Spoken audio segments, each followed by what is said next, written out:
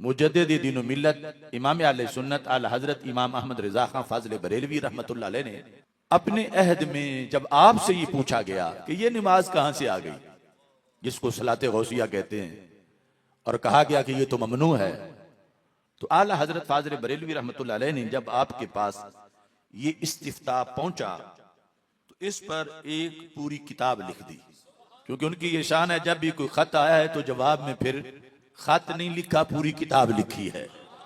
तो ये फतावा रिजविया शरीफ जिल्द नंबर 7, इसके अंदर सवा नंबर 569 से ये किताब शुरू होती है।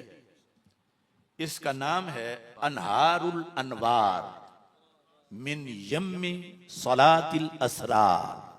सलाते गौसिया का दूसरा नाम है सलाते असरार।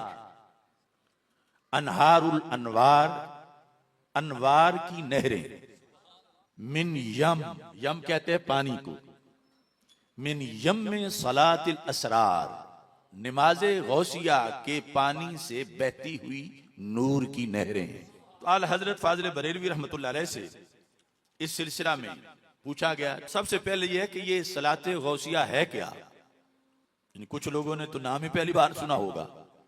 तो हाजात को अल्लाह से पूरा करवाना, ये हर बंदा ही मोहताज है, क्योंकि हम सब की हाजतें हैं, हजारों हाजतें हैं, रोजाना हाजतें हैं, और हम सब ये समझते हैं कि अल्लाह जो है वो जाती तौर पर हाजतें पूरी करता है, अपने पास से किसी से लेके नहीं, खुद हाजात को पूरा करता है।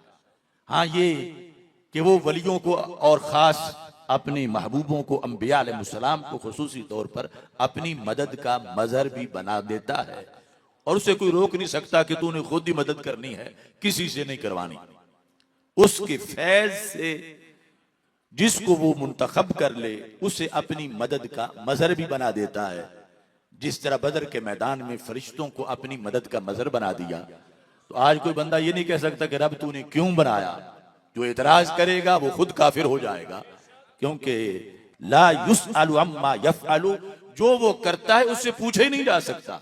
वो जात ही ऐसी है कि तूने ऐसा क्यों किया, उस पर इतराज नहीं हो सकता।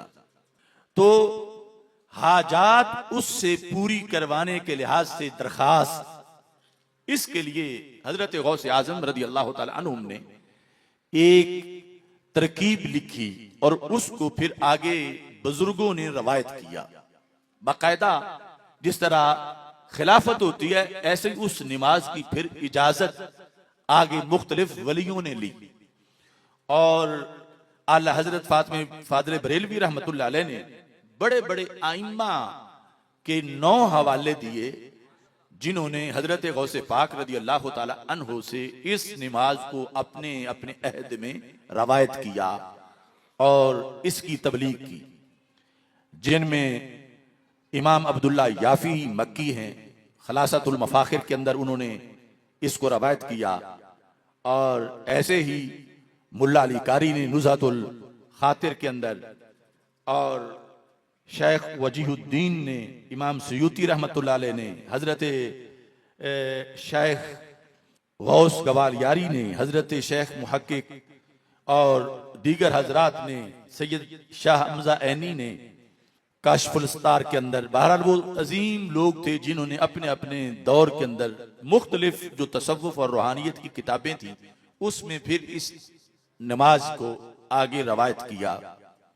तरीका इसका ये है, कौन फरमाते हैं, हजरत सैयदना शेख अब्दुल कादिर जिलानी गौसे आजम पीराने पीर पीर दस्तगीर शहनशाह बगदाद रदी अल्लाह तआला अन्हु, आप फरमाते हैं मन सल्ला रकअतैन, जिसने 2 रकतें पढ़ी। कब पढ़ी?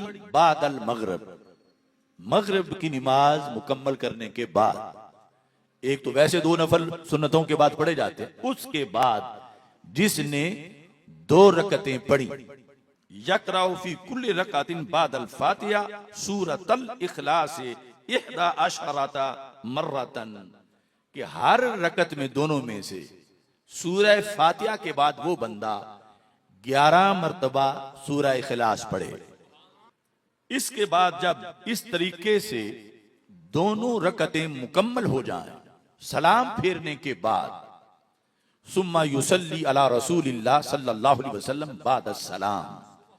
एक तो वो दुरूद इब्राहिमी है जो नमाज के अंदर पढ़ना है, ये है कि जब 2 रकत सलाम फेर दे उसके बाद फिर अल्लाह के रसूल सल्लल्लाहु अलैहि वसल्लम पर वो दरूद पढ़े और सलाम पढ़े। 5वें नंबर पर फरमाते हैं यज़कुरुनी, फिर मेरा नाम ले।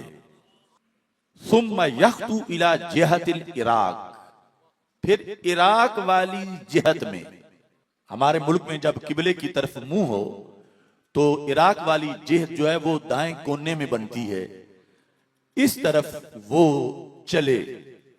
वयज़कुरु हाजतहु, और फिर अपनी हाजत का जिक्र करे, यानी जो भी उसे मुश्किल पेश आई हुई है। इंसान हर वक्त मसाइब में गिरा रहता है, अल्लाह सबको महफूज रखे। तो हजरत गौसे पाक ने अपनी रूहानियत के पेश नजर ये एक नफली, ये ना फर्ज है ना ये वाजिब है और ना ये है कि डायरेक्ट इसके बारे में अल्लाह के रसूल अलैहि सलाम ने हुक्म दिया हो। ये एक नफली नमाज है और इस हाजत के पेश नजर इसके अंदर जो कुछ बयान हुआ उसमें किसी बुत का नाम नहीं है। नमाज में वही तकबीर तहरीमा है, वही फातिहा है, वही सूरह इखलास है, वही सारी नमाज है। और उसके बाद ये अमल है, आप फरमाते हैं फ़इन्नहा तुक़दा, 7 चीजें थी शर्त में कि जिसने ये किया ये किया ये किया ये किया, 7 चीजें लिख के फरमाया फ़इन्नहा तुक़दा, वो हाजत पूरी कर दी जाएगी। फ़इन्नहा तुक़दा, कैसे? बिफ़ज़लिल्लाहि व करमिही, अल्लाह के फजल से और अल्लाह के करम से। किसी तागूत, किसी बुत, किसी सनम, किसी माबूदे बातिल का यहां दूर तक कोई शैबा भी नहीं। हाजत पूरी हो जाएगी किससे? बिफज़लिल्लाहि व करमिही, अल्लाह के फजल और अल्लाह के करम के लिहाज से। ये जिस वक्त हिंदुस्तान में इसका चर्चा हुआ तो आला हजरत से पूछा गया, आप फरमाते हैं इसी दारुल फितन हिंदुस्तान में क्या आसान है कि हक बयान किया जाए, जहां ना किसी मुंह को लगाम ना किसी जबान की रोकथाम। और अब उसके साथ सोशल मीडिया भी मिल गया है, आगे तो सिर्फ जुबान थी। तो बहरहाल आपने दलाइल के साथ बड़े आसान तरीके से इस मसले को हल किया।